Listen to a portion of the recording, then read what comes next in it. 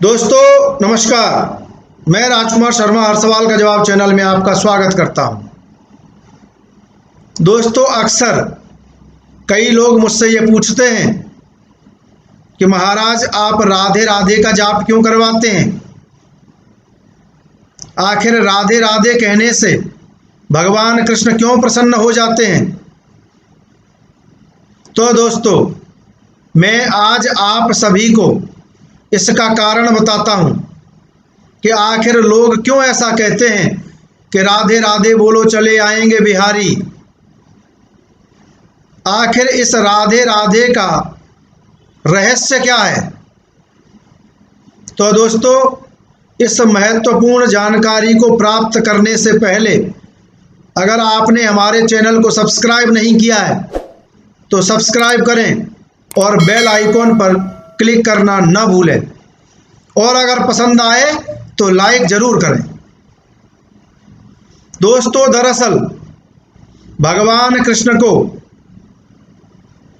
राधा नाम बहुत ही प्रिय है, बहुत ही मीठा लगता है। दोस्तों इस राधा नाम के ऊपर कई कथाएं हैं, कई प्रसंग हैं। अपने अपने मतानुसार कोई कहता है कि राधा के रूप में स्वयं भगवान शंकर जी हैं। कोई कहता है कि माता लक्ष्मी जी का ही रूप है राधा, और माता लक्ष्मी ही माता रुक्मिणी के रूप में है। तो दोस्तों इस बात पर हम अगले वीडियो में चर्चा करेंगे, लेकिन यहां हम सिर्फ आपको यह बताते हैं कि इस राधे राधे कहने से भगवान कृष्ण आपको क्यों मिल जाते हैं। दोस्तों एक बार मथुरा नगरी में कंस ने एक मल्ल युद्ध की प्रतियोगिता रखी, और उस प्रतियोगिता के बहाने अकरूर जी को भगवान कृष्ण और बलराम जी को बुलाने के लिए भेजा। तो जब नंद बाबा के पास अकरूर जी भगवान कृष्ण और बलराम को लेने के लिए आए तो भगवान कृष्ण समझ गए कि कंस की यह चाल है और वह हम दोनों भाइयों को मथुरा में बुलाना चाहता है। लेकिन दोस्तों भगवान तो सर्वव्यापी हैं, सब कुछ जानते हैं, त्रिकालदर्शी हैं, उनसे कुछ भी छुपा नहीं है। सच्चाई तो यह थी कि कंस भगवान कृष्ण को नहीं अपने काल को बुला रहा था। खैर यह एक अलग बात है, लेकिन दोस्तों जिस वक्त उसने भगवान कृष्ण और बलराम के लिए आमंत्रण भेजा अकरूर जी के माध्यम से, तो अकरूर जी रथ में बैठकर भगवान कृष्ण और बलराम जी को लेकर जा रहे थे, और भगवान कृष्ण ने राधा मैया को यह बात नहीं बताई और वह रथ में बैठकर चल दिए। तो दोस्तों थोड़ी दूर निकले होंगे, गांव के बाहर रथ के सामने एक सुंदर सी लड़की खड़ी हुई थी, जिसका रूप देवी के समान था। अकरूर जी उनको देख करके आश्चर्यचकित हो गए। सारथी को रथ रोकने के लिए कहा। रथ रोकने के पश्चात उन्होंने भगवान कृष्ण से यह प्रश्न किया कि भगवान ये कौन है। आखिर यह देवी हमारे रथ का रास्ता रोककर बीच में क्यों आ खड़ी हुई हैं। भगवान कृष्ण मुस्कुराए और बड़े ही प्रेम भाव से अकरूर जी से बोले। ध्यान से सुनिए दोस्तों,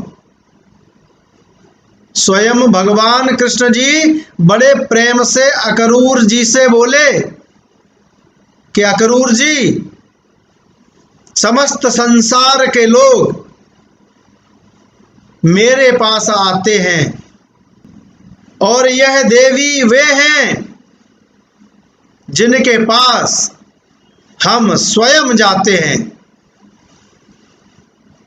दोस्तों, भगवान स्वयं जिसके पास जाते हों, सोचिए भगवान उसको कितना प्रेम करते होंगे, कितना पसंद करते होंगे।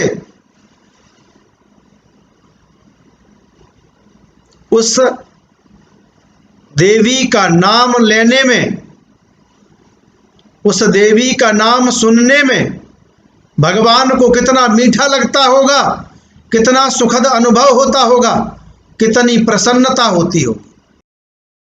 दोस्तों, इस बात से भी आप अनुमान लगा सकते हैं कि आप जब मंदिर जाते होंगे तो भगवान कृष्ण और रुक्मिणी के रूप में माता लक्ष्मी की मूर्तियां आपको कम दिखाई देंगी।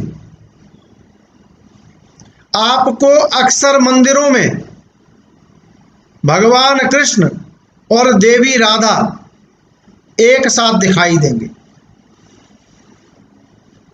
इस बात से यह पता चलता है कि भगवान श्री कृष्ण और देवी राधा का प्रेम अटूट प्रेम है।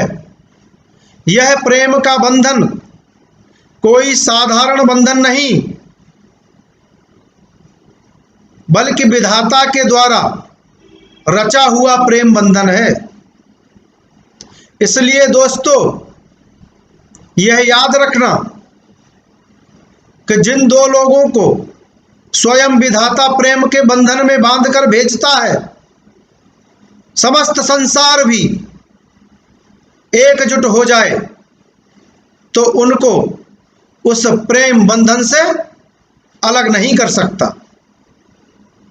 तो दोस्तों, इस प्रसंग से आप समझ गए होंगे कि भगवान को स्वयं के नाम से भी ज्यादा राधे नाम प्रिय था। इसलिए जो लोग राधे राधे का जाप करते हैं, भगवान श्री कृष्ण शीघ्र ही उन लोगों पर ध्यान देते हैं, उन पर प्रसन्न हो जाते हैं, उनकी समस्त इच्छाओं की पूर्ति कर देते हैं।